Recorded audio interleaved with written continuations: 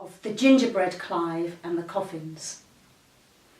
Elspeth and Lindsay Clive didn't bake their normal batch of gingerbread that afternoon.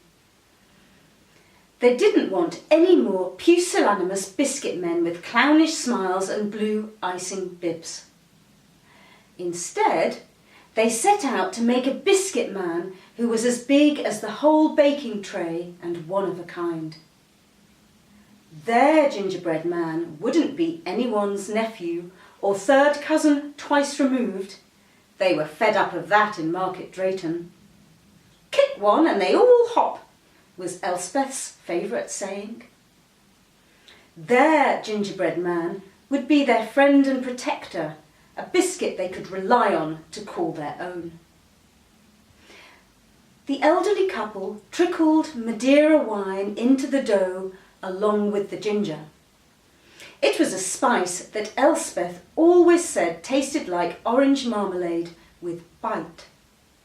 They spat on the dough for good luck and slipped their creation into the oven at gas mark 4, unaware that a drop of blood from Lindsay's thumb had trickled in. Then they tidied their kitchen, hung up the bunting they'd last used for the royal wedding, and toasted each other with the wine.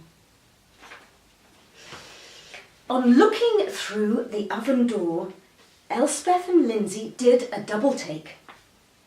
The knife mark they'd drawn in a crescent shape to suggest the biscuit's mouth was now set in an unyielding line.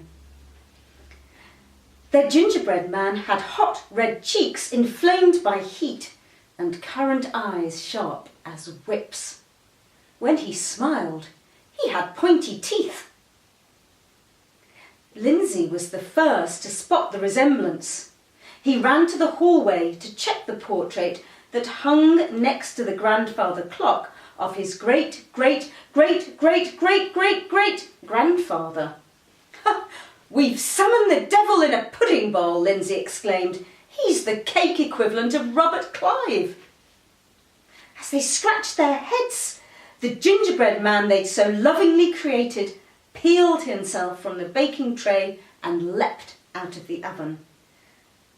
"Dive, jive, run for your lives," he cried, "'cause I'm the terrible Gingerbread Clive." Elspeth snatched up a rolling pin and, in terror, they did as the rhyme suggested and dived and jived under the table.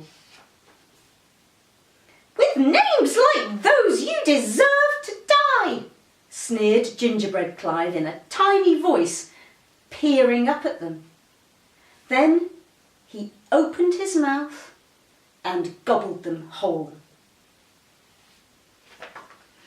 If you would like to read the rest of this story, please sign up to my mailing list at justinahart.com and you'll get a free download of the whole story.